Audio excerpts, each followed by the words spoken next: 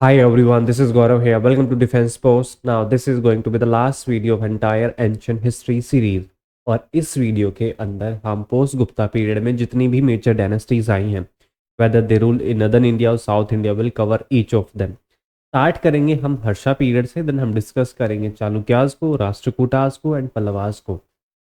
जो भी चीज़ें एग्जाम पॉइंट ऑफ व्यू के अकॉर्डिंग इम्पोर्टेंट है, वो सारी हम यहाँ पे कवर करेंगे। And if you guys like the content, do subscribe the channel, like the video as well.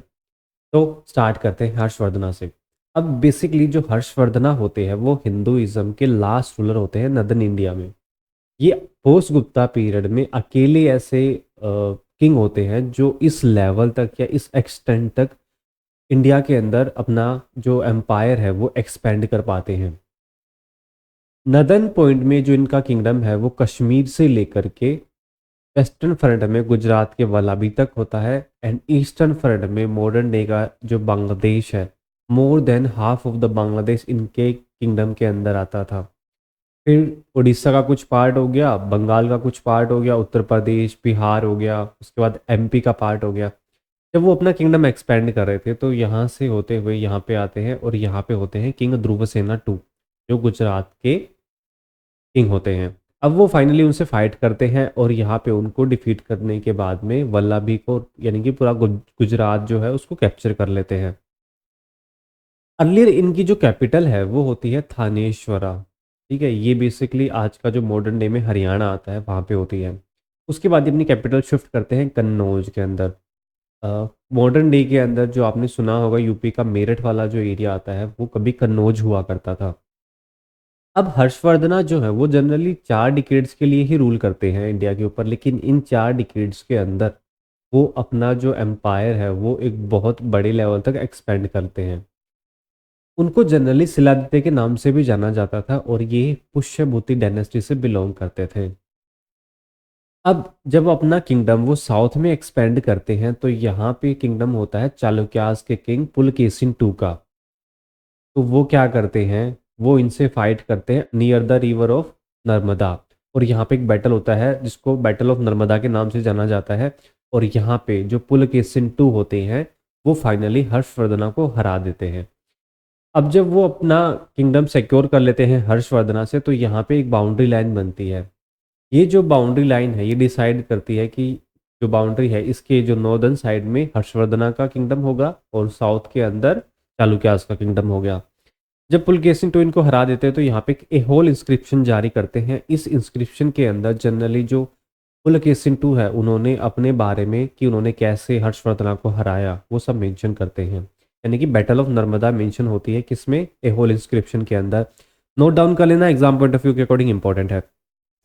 Now जो हर्षवर्धना होते हैं, अब इनका जो किंगडम है ये फ्यूडलिज्म के अंदर डिवाइडेड रहता है। फ्यूडलिज्म स्टार्ट होता है गुप्ता पीरियड के अंदर, लेकिन जो यहाँ पे फ्यूडलिज्म स्टार्ट होता है वो विलेज लेवल तक होता है। अब ये क्या होता था फ्यूडलिज्म के अंदर, ये क्या करते थे कि जो विलेज लेवल पे फ्यूड्स को बिठा देते थे। उनका काम क्या होता था कि उनको जो पूरी विलेज की लैंड है वो ग्रांट कर दी जाती थी। वो क्या करते थे, वो कल्टीवेटर्स को अपनी लैंड देते थे, उस पर कल्टीवेट करवाते थे, और एग्रीकल्चर होती थी तो उसका एक पार्ट किंग को जाता था, दूसरा पार्ट वे खुद रखते थे, और बाकी जो भी बचता था वो उन कल्टीवेटर्स के लिए होता था या जो फार्मर्स के लिए होता था। अब एक पार्ट जो किंग को जाता था उससे किंगडम चलता था, दूसरा पार्ट वो खुद रखते थे। उससे क्या करते थे, वो एक आर्मी मेंटेन करते थे जो टाइम आने पर किंग को सर्व कर सके। तो उस आर्मी को या उस कैवलरी को या इन्फेंट्री को मेंटेन करने के लिए वो उस पार्ट को यूज करते थे। तो ध्यान रखना कि जो फ्यूडलिज्म है रियल मायने के अंदर हर्षवर्धना पीरियड में स्टार्ट होता है। अब इनके एक कोर्ट पोइट है बाणभट्टा जिन्होंने हरिश्चरित्रा और कादम्बरी जैसे इपिक लिखे हैं, तो ये एग्जाम पॉइंट ऑफ व्यू के अकॉर्डिंग इंपॉर्टेंट हो गई। अब इनके पीरियड के अंदर एक ट्रैवलर होते हैं चाइनीज ट्रैवलर जिनका नाम होता है ह्यून त्सांग, बहुत ही फेमस ट्रैवलर होते हैं। ये आते हैं लिपुलेख पास से इंडिया के अंदर एंटर करते हैं और हर्षवर्धना के कोर्ट में जाते हैं। अब जो हर्षवर्धना होते हैं वो इनकी पर्सनैलिटी से काफ़ी ज़्यादा इंप्रेसिव होते हैं, और जो ह्यून त्सांग होते हैं उनको जनरली बुद्धिज़्म के अंदर इंटरेस्ट होता है। तो हर्षवर्धना उनको भेजते हैं नालंदा यूनिवर्सिटी के अंदर। नालंदा यूनिवर्सिटी के अंदर वो जाते हैं और वहाँ पे वो जो पूरा एक्सप्लोर है वो करते हैं कि क्या क्या बुद्धिज़्म की लिटरेचर है, क्या इनकी फ़िलोसफीज़ है। अब हर्षवर्धना क्या करते हैं कि एक असेंबली करवाते हैं नालंदा यूनिवर्सिटी में। उस यूनिवर्सिटी के अंदर जो असेंबली के चेयरपर्सन बना दिए जाते हैं ह्यून त्सांग को, वो अपना चेयरपर्सन बना देते हैं उस असेंबली का। अब जो ये ह्यून त्सांग है, ये इनके जो कॉन्टेम्पोररी किंगडम्स हैं, जैसे हर्षवर्धना के कॉन्टेम्पोररी कौन हो गए, पुलकेशिन टू हो गए चालुक्यास के, फिर यहाँ पे पलवाज हो गए, जो इनका किंगडम होता है वो भी ये विजिट करते हैं। नाउ अब हम देख सकते हैं कि इनका जो किंगडम है बहुत बड़ी लेवल पे एक्सपेंडेड था हर्षवर्धना का। तो ये क्या करते थे, ये आर्मी मेंटेन करते थे, बेसिक सी चीज़ें हैं। कावलरी भी मेंटेन करते थे, एलिफेंट्स मेंटेन करते थे और इन्फेंट्री मेंटेन करते थे अपनी आर्मी के अंदर। कावलरी माना जाता है कि 1 लाख से ज़्यादा कावलरी इनकी आर्मी के अंदर होती थी। एलिफेंट्स 60,000 से ज़्यादा एलिफेंट थे। इन्फेंट्री 7 to 80,000 के आसपास इन्फेंट्री भी ये मेंटेन करते थे। नाउ अब जो हर्षवर्धना थे बेसिकली वो एक पोइट भी थे। तो वो क्या करते थे, वो कुछ प्लेज लिखते थे, जैसे रत्नावली हो गया, नागानंदा हो गया, प्रियदर्शिका हो गया। एग्जाम पॉइंट ऑफ व्यू के अकॉर्डिंग इंपॉर्टेंट है, स्टार मार्क कर लेना, इसको नोट डाउन भी कर लेना। अब बांसखेड़ा इंस्क्रिप्शन आता है जहाँ पे इनके जो सिग्नेचर है वो मेंशन किए गए हैं। अब देखो, ह्यून त्सांग ने कन्वर्ट किया था महायान के अंदर। महायान और हीनयान जो है ये बुद्धिज्म के दो कंसेप्ट है, ठीक है। ये डाइवर्जन आता है बुद्धिज्म के अंदर, जहाँ पे आते हैं हीनयाना और यहाँ पे हो गए महायाना। अब जो नालंदा यूनिवर्सिटी है ये क्या है, ये एक महायाना को मानती है, यानी कि महायाना जो सेक्ट है उसको फॉलो करती है। तो हीनयाना को कौन फॉलो करता है, देखो ये क्या है, वल्लभी है। यहाँ पे एक यूनिवर्सिटी है वल्लभी यूनिवर्सिटी के नाम से, वो क्या करती थी, वो हीनयाना को फॉलो करती। और ये ध्यान रखना कि ये हीनयाना और जो महायाना है ये कब डिवाइडेड होते हैं, ये डिवाइडेड होते हैं बुद्धिस्ट काउंसिल जो करवाते हैं कनिष्का करवाते हैं, कहाँ पे, कश्मीर के अंदर। अब आप लोग कमेंट डाउन में मेरे को ये बताओगे कि ये जो काउंसिल है ये कौन सी होती है, थर्ड है या फोर्थ है। जो ये रूलर होते हैं ये हिंदुइज्म के रूलर होते हैं। तो ये बुद्धिज्म को उतना उस लेवल पे पैटर्नाइज नहीं करती, लेकिन उनकी जो आर्ट है उनको, और जो मोनेस्ट्रीज हो गई या जो यूनिवर्सिटीज़ हो गई, उनको ये पैटर्नाइज करते हैं। नाउ डिस्कस करते हैं सोसाइटी को। वर्णा सिस्टम एग्जिस्ट कर रहा था। बेसिकली 4 सिस्टम थे, 4 वर्णास होते थे। कौन कौन से हो गए, एक शूद्र हो गया, वैश्यास हो गए, क्षत्रियास हो गए, ठीक है। तो ये वर्णा सिस्टम जो पहले से एग्जिस्ट करते आ रहे थे ये स्टिल एग्जिस्ट कर रहे थे। सती प्रिवेलेंट हो चुकी थी सोसाइटी के अंदर। री मैरिज ऑफ विंडो बैन कर दिया जा चुका था, यानी कि इससे हमें पता चलता है कि जो सिचुएशंस थी वीमन की वो काफ़ी ज़्यादा डिटरॉइट हो चुकी थी, स्टेटस जो है वो डिक्लाइन हो चुका था। फ्यूडलिज्म स्टार्ट हो चुका था विलेज लेवल पे।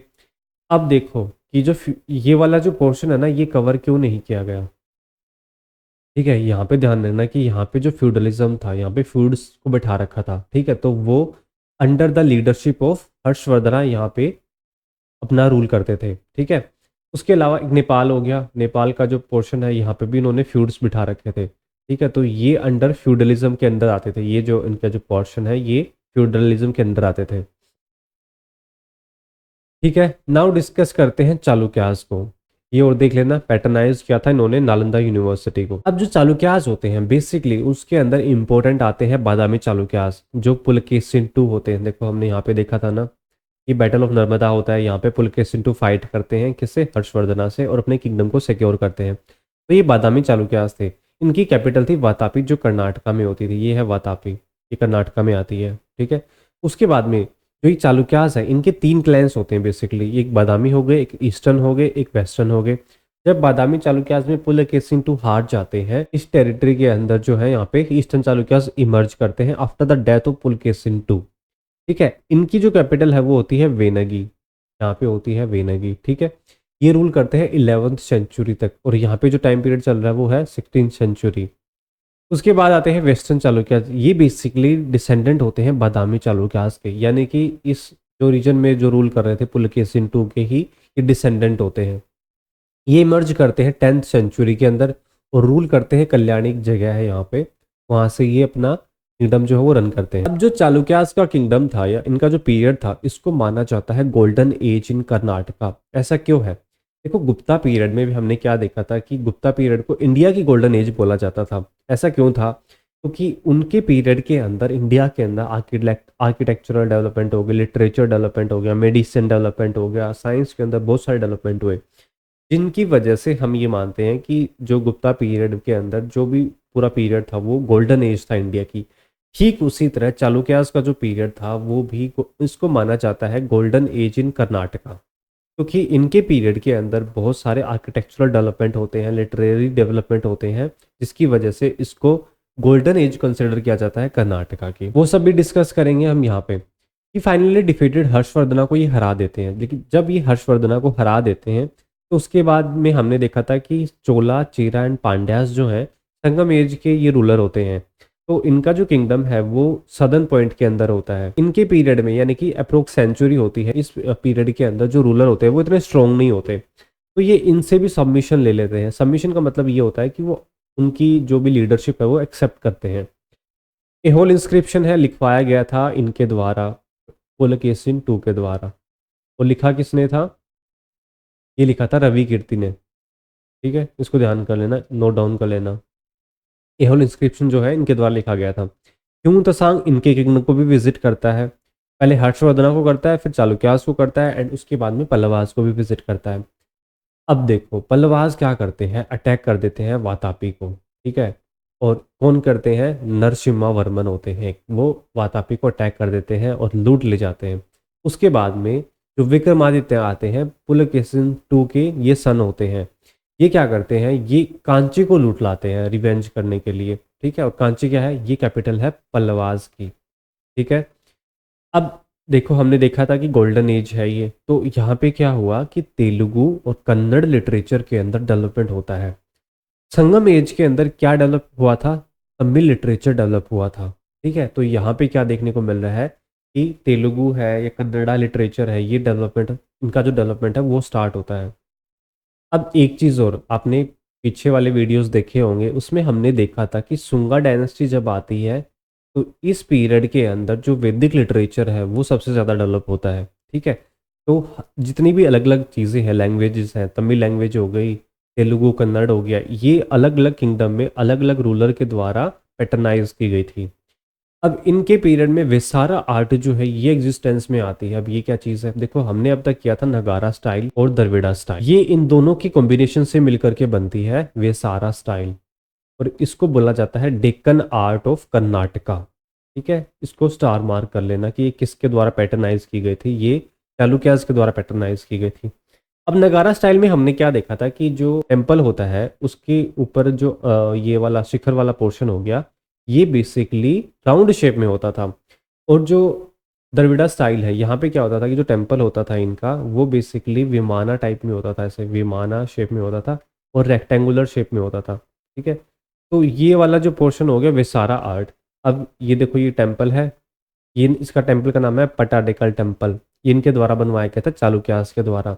अब यहाँ पे देखो ये ना तो कर्वी है ना ये ठीक से रेक्टेंगुलर शेप में भी है। ये जो आर्ट है ये कॉम्बिनेशन है नगारा का एंड द्रविड़ा स्टाइल का। Cave temple found in Ajanta and Ellora and Nasik are famous हैं। अब हमने पीछे वाले वीडियोस में भी क्या डिस्कस किया था कि अजंता, एलोरा एंड नासिक के अंदर जो बहुत सारी केव्स हैं वहाँ पे बहुत सारे टेम्पल बनवाए गए थे। तो ऐसा नहीं है कि ये जो टेम्पल थे ये किसी एक किंग के द्वारा ही बनवाए गए थे, वहाँ पे बहुत सारे टेम्पल्स हैं। तो ये अलग अलग पीरियड के अंदर अलग अलग किंग के द्वारा जो है वो टेम्पल बनवाए गए थे। ठीक है, ऐसा माना जाता है कि इनके पीरियड के अंदर जो सती है वो अब्सेंट थी। ठीक है, अब ऐसा क्यों है? क्योंकि बहुत सारे लिटरेचर डेवलपमेंट के अंदर काफ़ी सारी विडोज़ का जिक्र किया गया है, यानी कि वो जो विडोज़ थी वो अपने लाइफ में लॉन्गर पीरियड तक अलाइव थी, तो इसका कंसिडरेशन ये जाता है। तो सती may have absent in his period. Later Danti Durg आते हैं और इनकी जो डायनेस्टी है वो फाइनली डिस्ट्रॉय कर दी जाती है। मुराल पेंटिंग से ध्यान रखना कि मुराल किसको बोला जाता है। देखो इस टाइप की जो पेंटिंग होती है ना, ये मुराल पेंटिंग होती है, ये बहुत प्रीशियस पेंटिंग होती है और बहुत बारीक आर्ट होती है इसके अंदर। नाउ डिस्कस करते हैं राष्ट्रकूटास को। राष्ट्रकूटास बेसिकली जो इम्पोर्टेंट किंग है दंती दुर्ग हो गए, एक आते हैं कृष्णावन।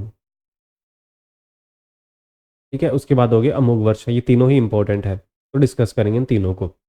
दंती दुर्ग बेसिकली क्या करते हैं कि चालुक्यास का जो किंगडम है वो डिस्ट्रॉय कर देते हैं और फाइनली जो है अपना किंगडम स्टार्ट करते हैं।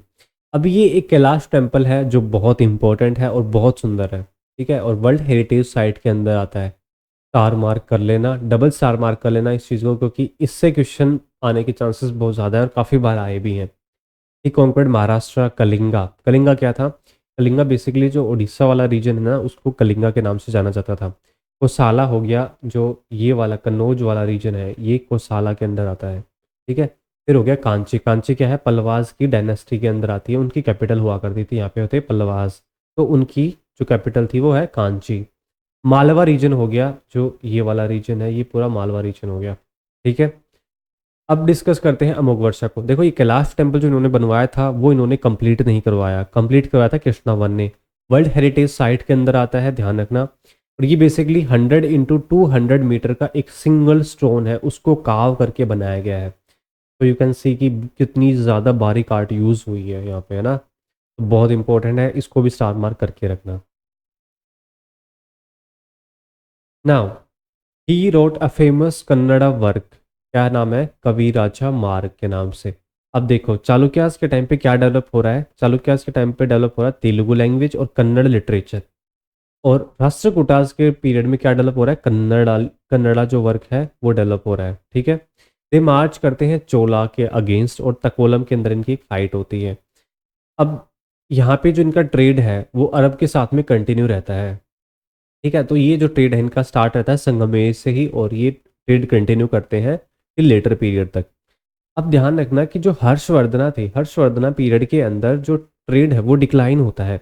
उसका रीज़न ये था कि हर्षवर्धना का ये मानना था कि अगर आपको फॉरेन इन्वेजन को रोकना है तो जो फॉरेन इन्वेडर्स होते हैं उनको आप कम से कम, अगर इंडिया की इनसाइट जाएगी तो वो कम से इन्वेड करेंगे इंडिया के ऊपर। तो उन्होंने क्या किया, उन्होंने एक स्ट्रिक्ट पॉलिसीज बनाई जिसके अंदर फॉरेन से जो ट्रेडर्स होते थे उनके साथ इन्होंने रिलेशन ही खत्म कर दिए, जिसकी वजह से जो ट्रेड में डिक्लिनेशन है वो देखने को मिला था। लेकिन जो ये सदन के रूलर होते थे, अब यहाँ पे संगम पीरियड से ही अरब के साथ में ट्रेड चलता आ रहा था, तो ये क्या करते थे कि यहाँ पे जो पोर्ट सिटीज़ होती थी यहाँ से अरब के साथ में ट्रेड कंटिन्यू चल रहा था।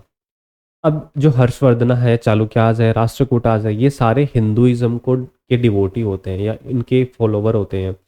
तो ये हिंदुइज्म के रूलर होते हैं और ये क्या करते हैं, ये पैटर्नाइज करते हैं वैष्णविज्म को एंड शैविज्म को, तीनों ही करते हैं। कौन कौन हो गया, चालुक्याज में पुलकेशिन टू हो गए, हर्षवर्धना हो गए और राष्ट्रकूटाज हो गए। कन्नड़ लिटरेचर स्टार्ट होता है और यहाँ पे एक पोइट आते हैं पंपा, स्टार मार्क कर लेना इंपॉर्टेंट है, ठीक है। अब देखो इनके पीरियड में संस्कृत को पैटर्नाइज किया गया है, क्योंकि संस्कृत जो है एक वैदिक लैंग्वेज थी और बहुत पुरानी लैंग्वेज आती है, तो ये पैटर्नाइज की जाती है। Art can be found in Ellora, Elephanta and Ajanta. अब ये तीनों ही जो जगह है यहाँ पे जितने भी रूलर आते हैं वो अपनी कुछ ना कुछ यहाँ पे इन तीनों जगह पे कुछ ना कुछ अपनी आर्ट जो है वो छोड़ जाते हैं। तो इनकी आर्ट भी हमें देखने को मिलती है एलोरा, एलिफेंटा एंड अजंता के अंदर। बेसिकली जो इम्पोर्टेंट आर्ट है वो है इनका जो कैलाश नाथा टेम्पल हो गया, ये वाला पोर्शन। ये कैलाश टेम्पल है, आगे हम कैलाश नाथा टेम्पल करेंगे तो वो अभी हम डिस्कस करेंगे। नाउ आते हैं पल्लवास। अब पल्लवास में सीमा विष्णु एक इम्पोर्टेंट हो गए, ठीक है। इन ये बेसिकली एक बुद्धिस्ट किंग होते हैं, ठीक है। कैपिटल होती है इनकी कांची। कांची हमने डिस्कस किया था अभी अभी। He annex Sri Lanka in his kingdom, पूरे श्रीलंका को भी एक्वायर कर लेते हैं। अब हमने देखा था कि जो पल्लवास है वो पुलकेशिन टू के किंगडम को इन्वेड करते हैं। तो जो कौन होता है रूलर, नरसिम्हावर्मन होते हैं, जो पुलकेशिन टू के किंगडम को और वातापी को लूट ले जाते हैं, ठीक है। तो he also known as a मम्मला के नाम से भी इनको जाना जाता था। वो ओवर पुलकेशिन टू को ये हरा देते हैं and finally kill him, destroy कर देते हैं वातापी को, उनकी जो कैपिटल है उसको ये डिस्ट्रॉय कर देते हैं, जिसकी वजह से इनको वातापी कोंडा के नाम से भी जाना जाता था। अब जो ह्यून तसांग है उन्होंने हर्षवर्धना को भी विजिट किया था, फिर पुलकेशिन को भी विजिट किया था एंड फाइनली वो पलवास को भी विजिट करते हैं। अब जो नरसिम्हा वर्मन थे इन्होंने एक अपनी जगह बना दी, क्या नाम है, ममलापुरम के नाम से। इंपॉर्टेंट है, इसको भी स्टार मार्क कर लेना। नाउ डिस्कस करते हैं इनका एडमिनिस्ट्रेशन। स्टेट बेसिकली डिवाइडेड होता था कोटम्स के अंदर। हर्षवर्धना के अंदर हमने क्या देखा था कि जो किंगडम है वो बेसिकली फ्यूड्स के द्वारा डिवाइडेड रहता था, ठीक है। तो फ्यूड्स को बहुत बड़ी बड़ी जो लैंड है वो दे दी जाती थी, फिर उस पर वो अपना सेपरेटली रूल करते थे और टैक्स कलेक्ट करते थे।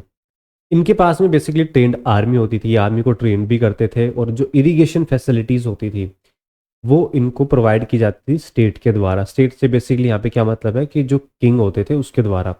अब पलवास का किंगडम ध्यान रखना कि इनका जो किंगडम है वो इतना आता था और कैपिटल होती थी इनकी कांची, ठीक है। और इन्होंने श्रीलंका को भी एक्वायर कर लिया था। अब ये क्या करते थे कि लैंड डोनेट भी करते थे। बेसिकली ये क्या करते थे, ये हिंदुइज्म के डिवोटीज थे, तो ये ब्राह्मणिज्म हो गया या जो रिचुअल्स हो गए हिंदुइज्म की उनको पैटर्नाइज करते थे। तो मंदिर वगैरह के लिए जो लैंड डोनेट करते थे तो उसको ये देवधना के नाम से जानते थे, और जो ब्राह्मण को डोनेट करते थे उसको ये ब्रह्मदया के नाम से बुलाते थे। ठीक है।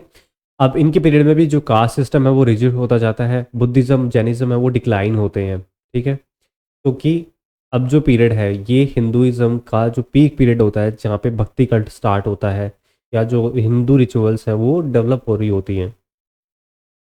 नयनार एंड अलवा स्टार्टेड भक्ति मूवमेंट। ठीक है। अब ये दोनों कौन थे? देखो ये इस पे हम पूरा वीडियो बनाएंगे, क्योंकि भक्ति मूवमेंट पे हर साल एक क्वेश्चन आता है, मतलब हर हर पेपर में आपको भक्ति मूवमेंट पे एक क्वेश्चन देखने को मिलेगा। बहुत छोटा सा टॉपिक है। बेसिकली नयानार से ध्यान रखना कि ये वे लोग थे जो शिवा के अंदर बिलीव करते थे या उनके डिवोटी होते थे, उनके भक्त होते थे। फिर आते हैं अलवार्स। अलवार्स वो लोग होते थे जो डिवोटी होते थे विष्णु के। ठीक है। तो इनको ध्यान रखना कि ये दोनों जो है ये डिफरेंट डिफरेंट, मतलब नयानार से वो शिव को फॉलो करते थे, अलवार जो है वो विष्णु को फॉलो करते थे। याद रखने के लिए इनको ये करना कि नयानार ये वाले लोग थे, ये डमरू वाले लोग थे। ठीक है। और ये वाले लोग थे, ये कमल फूल वाले लोग थे या लोटस वाले लोग थे। वैसे तुमको याद रहेगा ये। अब इनके पीरियड में घाटी का एक जगह होती है जिसको ये लर्निंग हब बनाते हैं। यहाँ पे अगर किसी को आर्ट सीखनी है या किसी को डेवलपमेंट सीखना है, टेम्पल आर्किटेक्चर सीखना है, तो यहाँ पे ये घाटी का एक जगह होती थी कांची के अंदर, जहाँ पे ये एक लर्निंग हब होता था। बेसिकली बुद्धिज़्म के लिए भी था, हिंदुइज्म के लिए भी था। द्रविडियन आर्ट को ये पैटर्नाइज करते हैं। अब चालुक्यास के पीरियड में क्या हुआ कि वेसारा आर्ट देखने को मिली थी। ठीक है। यहाँ पे द्रविड़ा आर्ट को ये पैटर्नाइज कर रहे हैं और ये टेम्पल बनवाते हैं जिसको नाम से जानते हैं कैलाश नाथा टेम्पल। कैलाश नाथा टेम्पल। अर्लियर हमने जो किया था वो है कैलाश टेम्पल, ये है कैलाश नाथा टेम्पल। बेसिकली वो जो टेम्पल था वो आर्ट है किसकी? वेसारा की, और ये जो आर्ट है ये है द्रविड़ा की। अब ये जो टेम्पल है ये कहाँ पे है? ये है कांची के अंदर, और वो टेम्पल है इलोरा के अंदर। ठीक है। एलोरा कहाँ पे है? महाराष्ट्र में है। किसके द्वारा बनवाया गया था? ये बनवाया गया था राष्ट्रकूटास के द्वारा। और ये क्या है? ये है कैलाश नाथा टेम्पल। कंफ्यूज मत होना। ठीक है। ये कहाँ पे है? ये है कांची के अंदर आता है, और ये कैपिटल थी किनकी? पल्लवास। अब फ्रेस्को पेंटिंग और मुराल जो पेंटिंग होती हैं वो बेसिकली सिमिलर होती है। मुराल में क्या होता है कि जो पेंटिंग है वो थोड़ी 3D स्ट्रक्चर में बनाई जाती थी। ठीक है। कैलाश नाथा टेम्पल जो है कांची के अंदर है, ये हमने अभी डिस्कस किया था। ठीक है। वीडियो को फाइनली यहाँ पे एंड करते हैं, और ये इस सीरीज़ का लास्ट वीडियो था। तो अगर आपने बाकी वीडियोस नहीं देखे हैं एंशिएंट हिस्ट्री के, लिंक मैं डिस्क्रिप्शन में दे दूंगा, जाके चेकआउट कर लेना। सारे वीडियोस कंप्लीट करने के बाद में एंशिएंट हिस्ट्री से बहुत कम चांसेस है कि आपका कोई भी क्वेश्चन छूटेगा, क्योंकि मैंने जो भी पूरा जितने भी वीडियोस में कंटेंट कवर किया है वो सारा प्रीवियस ईयर पेपर को एनालिसिस करके बनाया है। जो भी चीज़ें आपको देखने को मिलेंगी वो सारी एग्जाम पॉइंट ऑफ व्यू के अकॉर्डिंग इंपॉर्टेंट है। इनके शॉर्ट नोट्स बना लेना। बहुत ज़्यादा इंपॉर्टेंट चीज़ें ही डिस्कस की हैं, एक्स्ट्रा कुछ भी डिस्कस नहीं किया है। ठीक है। मिलते हैं नेक्स्ट वीडियो में। टिल देन सी या, बाय बाय, सायनारा।